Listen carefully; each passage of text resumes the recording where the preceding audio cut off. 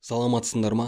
Бұл бейнероликте Edmodo платформасында мұғалімдерден келген тапсырмаларды, сабақтарды қалай орындау керектігі туралы айтамыз. Алдымен Edmodo приложениясына кірейік. Ары қарай классы разделында «Мои классы» деген бөлімге өтеміз. Бұл жерден өз сыныптарында басып, сыныптарының страницасына кірейік.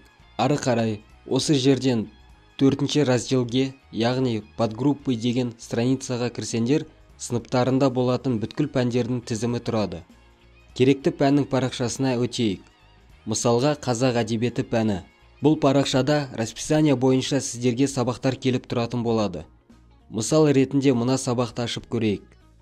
Посмотреть задание бастырмасын басып, сабақты орындауға кірісейік. Бұл парақшада основной 3 раздел бар.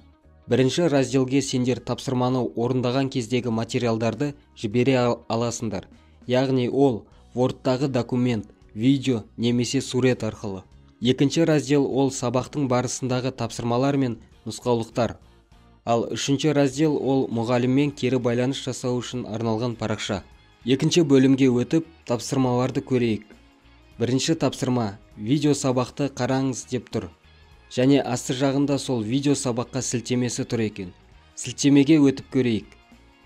Яғни бұл сілтеме YouTube-тағы видеоға әкелді.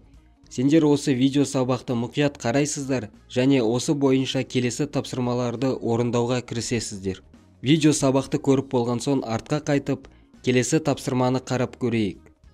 Екінші тапсырма тұжырым кестесі, қожа мен жантасты сипаттау деп тұр.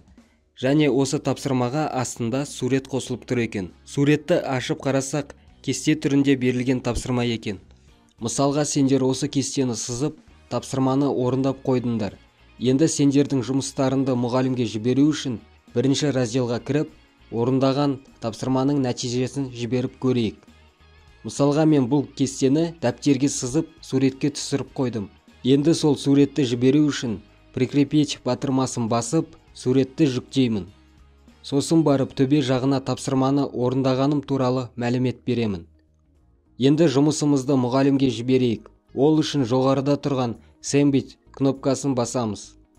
Осы сәтте сендердің орындаған тапсырмаларын мұғалімдеріне жіберіледі. Мұғалім сендердің тапсырмаларыңды көргеннен кейін сендерге ескертпе немесе тағы да басқа хабарламалар жіберуі мүмкін. Ол хабарламаларды көру үшін жаңағы сабақтарына қайта кіріп, 3-ші разделдан көре аласыздар. Және осы жерден мұғаліммен сабақ жайында хабарламалар алмаса аласыздар.